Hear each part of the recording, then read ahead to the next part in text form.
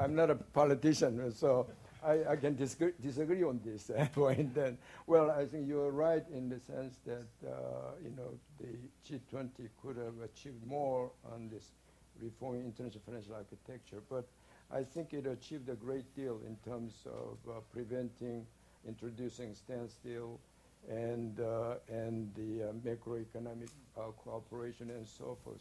And standstill, actually, by the way, the Korean president advocated, and people say, what's so big deal?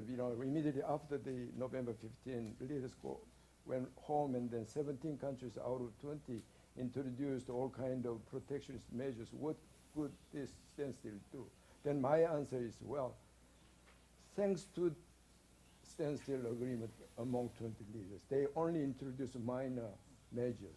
No measures so far introduced that really systemically damaging yet.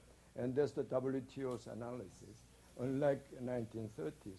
So that's why I think when leaders go back, when they, because of domestic political pressure, they have to introduce some protectionist measures, I think they should give second thought. We all do. And we came back and we always think about whether it's proper to do this or not.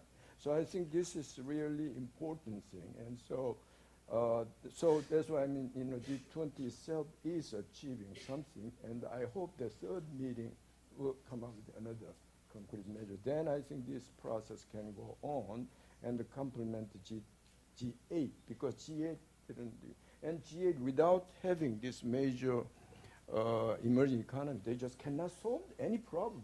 How can you solve climate change? How can you solve global imbalance? You just cannot solve, because the other parties are not there.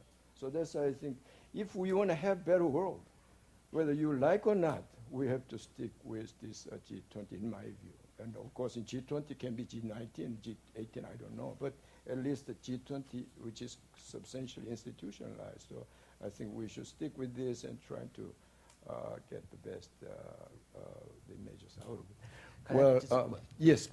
Two very quick observations. Number one is that it is always the case that reforming an existing institution is very difficult, much more difficult than creating new ones. Number two, decentralized market solutions, market forces are always much more quicker and effective than multilateral governmental negotiations. What are the implications? Implications are very simple. As an observer, I predict that in the post-crisis world, there will be a world of multiple currencies. A country like Korea will have to put its currencies reserves into euro, part of the euro, US dollar, and maybe some currencies in Japanese yuan or even Chinese RMB, right? And by implication, the Korean government will have to engage in swap agreements not only with the US but also with the European Central Bank, maybe Japanese Central Bank, or Bank of England or the Chinese Central Bank.